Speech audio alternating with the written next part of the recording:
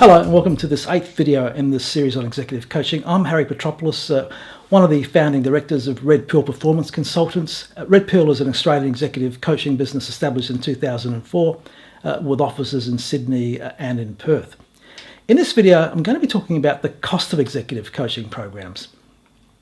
I'm also going to take you through the logistics of a typical executive coaching assignment in order to help users of coaching services see what they're actually getting for their coaching dollar, and also to remind executive coaches what they're actually committing to in order to earn each of their coaching dollars. Back in 2008, two Australian researchers by the name of Tony Binstead and Tony Grant, who I mentioned before, conducted a review of rates charged by Australian coaching companies. Their research found hourly rates ranged from about 200 Australian dollars to somewhere in excess of $800. Where coaching rates were based on total program costs, rates ranged from $5,000 to $13,000 per block of say 10 coaching sessions. Although this research is a few years old now, I think these numbers are still pretty indicative today. If anything, the upper end of the range seems to have increased a bit, and we're hearing of rates ranging from $15,000 to $18,000 for a block of 10 or 12 sessions, based on some recent inquiries we've made through our company. Now, this sounds pretty expensive, doesn't it? So how do we make sense of these rates, and how do you know if you're getting value for money? One way of evaluating the cost of coaching is to compare and contrast it with some of the other learning and development interventions that we compared and contrasted coaching to in an earlier video. Let's take training, for example. If you, let's just say you sign up to an Australian Institute of Management, or AIM, leadership training program these days, you'd expect to be paying somewhere between $700 to $1,000 for a one-day program as a non-AIM member. Assuming a typical day yields around about 6.5 hours of effective training contact when you take out lunch and other breaks and other fluff within these programs, you're paying somewhere between $100 to $150 per contact hour with your trainer. You pay a little less, of course, if you're actually an AIM member. Here, learning takes place in a group setting, of course, and the groups are usually comprised of between 12 to 20 people, sometimes more. Now, if you undertake training with another institution, let's just say the Australian Institute of Company Directors, or AICD, and say, for instance, you undertake the highly acclaimed Company Directors course, you'll pay around $7,000 for 30 hours of face-to-face contact with your trainer, or a little over $230 per training contact hour. Once again, learning takes place in a classroom environment, so you're with other peers and you're sharing the learning experience with others. What about counselling? We mentioned counselling in one of the earlier videos. Well, if you were to book an appointment with a registered psychologist, the current fee recommended by the Australian Psychological Society for psychological services for a standard 45 to 60-minute consultation, you'd be paying about $235. Now, as distinct from training, here, of course, the session is usually conducted on a one-on-one basis. And to complete this comparison, let's look at what consultants charge these days. Now, this comparison is a little more difficult, as there are at least 3 levels of management consultancies in Australia and, in fact, around the world. There's the large diversified organisations such as Deloitte's, Ernst & Young, PwC, KPMG, and there's also the more extensive the more expensive strategy consultancies, I should say, consultancies such as McKinsey's, Boston Consulting Group, Booz Allen Hamilton, and so on. And then you've got the more boutique consulting firms that have focused areas of consulting expertise in specific industries, functional areas, or technologies. Now, unless you've engaged a celebrity coach, for instance, like the US's Marshall Goldsmith, or even perhaps the UK's Sir John Whitmore, and even Europe's Manfred Ketz de Vries, these are well-known coaching names around the world, you wouldn't expect to be paying the equivalent of a top-end consultancy where charges can range anywhere from $5,000 to $10,000 per hour.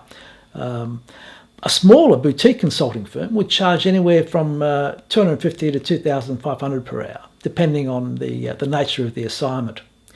While this is a wide range, in our research, the median day rate for consultants in Australia, at least, at the boutique end of the market, tends to fall between $2,500 to $7,000 per day, or around $300 to $875 per consulting hour, assuming, of course, an 8-hour day.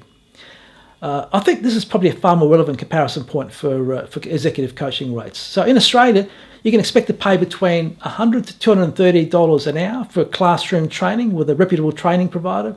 You can expect to pay about $235 for a 45-minute to an hour session with a psychologist. And you'll probably pay a boutique consultancy anywhere between $300 to $875 an hour for their input. And as mentioned, Australian executive coaching rates range from $200 to somewhere in excess of $800, maybe even $1,000 per hour. And how do Australian coaching rates compare with other countries? Well, from our research, we know that coaching prices do tend to vary a bit by country, and there's obviously also variation within countries. For instance, there was a 2009 Harvard Business Review research report, which revealed that coaches coaching senior managers of Fortune 500 companies in the US and the UK charge between $200 to $3,500 US an hour, though most of these rates clustered between $500 and $725 US an hour. Other US surveys of coaches operating in middle markets revealed rates were more like $220 to $340 US per hour. In the UK, middle market executive coaching rates range between 125 to 350 pounds sterling per hour when offered as part of a coaching program, which may include, for instance, 6 or 7 coaching sessions in a block. UK hourly rates tend to be a little bit cheaper than this. Now, in continental Europe, even though executive coaching is not as well established as in, say, the US or the UK, the middle market executive coaching fees were around about 200 to 320 euros an hour a couple of years ago, although I'm told these may have increased slightly since then. So we've established that executive coaching can be expensive, both in Australia and also in other parts of the world. Let's now consider what you actually get for your coaching buck. Now, leaving aside the quality of the coaching for the time being, and assuming, of course, you've engaged a really great coach, let's look at the logistics of a typical coaching program that involves, say, 12 coaching sessions.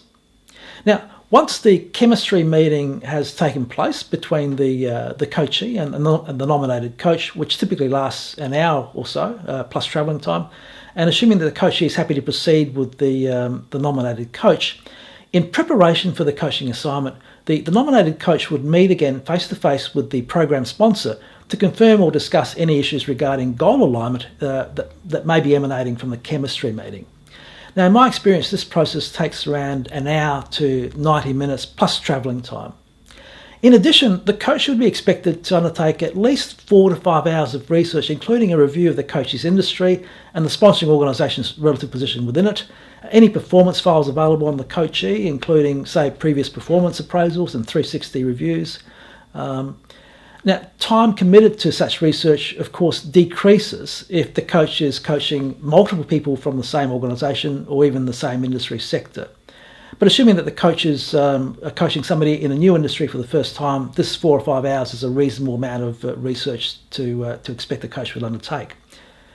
Now, the coaching sessions are typically held at the client's premises in order to minimise disruption to the coachee's work commitments, of course. So as an executive coach, you need to factor in travel time, lots of travel time. In fact, in this game, we estimate we spend as much time travelling to coaching appointments as we do actually coaching.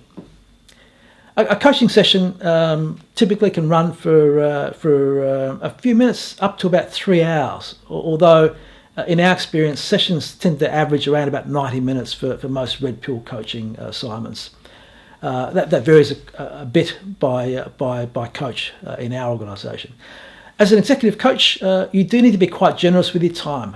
There's nothing more debilitating from a coaching client standpoint than a coach who's constantly watching the clock.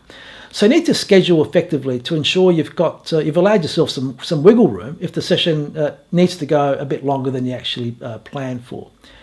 This effectively limits the number of coaching sessions an executive coach can reasonably schedule each day. Now, in my experience, conducting 3 separate coaching sessions per day is quite manageable. 4 does require great organisation. If you're conducting 5 sessions in a day, depending on who you are, your effectiveness is probably being compromised a bit. Any more than 5, then what you're practicing is probably some form of speed coaching. It ain't executive coaching. Now, other executive coaches may have different views regarding this, but my personal preference is to minimise note-taking during the coaching session so as not to interfere with the coaching process. But as soon as the session is over, I find a quiet spot and spend around 10 minutes just dumping key concepts, homework commitments my coachee has undertaken to do, and other important session phrases onto an iPad. Later that day, usually at the end of the day, I'll spend another half an hour writing up proper file notes for the session that took place that day. Now, prior to each session, an executive coach would spend on average about 30 minutes reviewing file notes to ensure face time with the coachee is optimised. Around every second or third session, the better coaches subject their files to peer review scrutiny to ensure the integrity of the coaching process is being preserved. In our case, while preserving confidentiality, of course, we still spend about 45 minutes addressing each coaching assignment once per month with our peers within the company. I know of another coaching firm that does this each week, which is a pretty big commitment. Now, by around session 4 of a 12-session program, the coach will be preparing to brief the program sponsor regarding progress being made.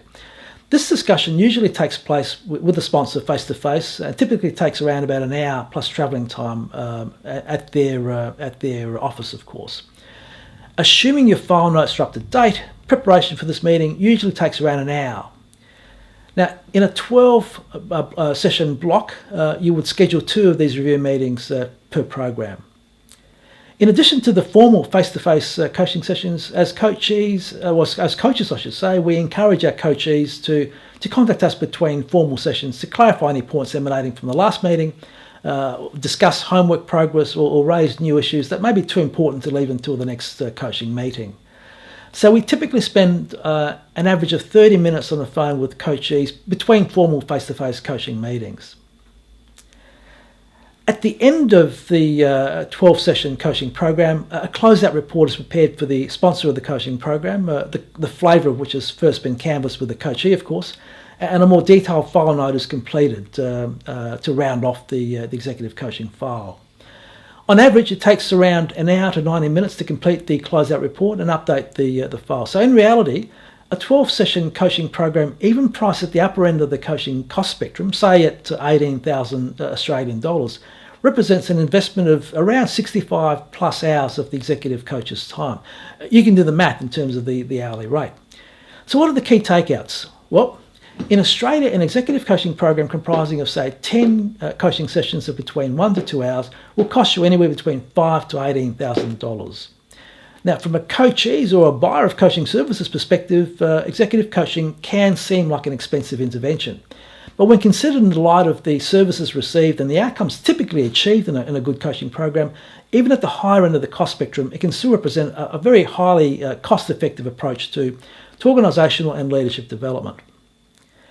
From an executive coach's perspective, I should say, while you need to be competitive and you need to be generous with your time, your income will be limited by the number of coaching sessions you can realistically manage professionally each day.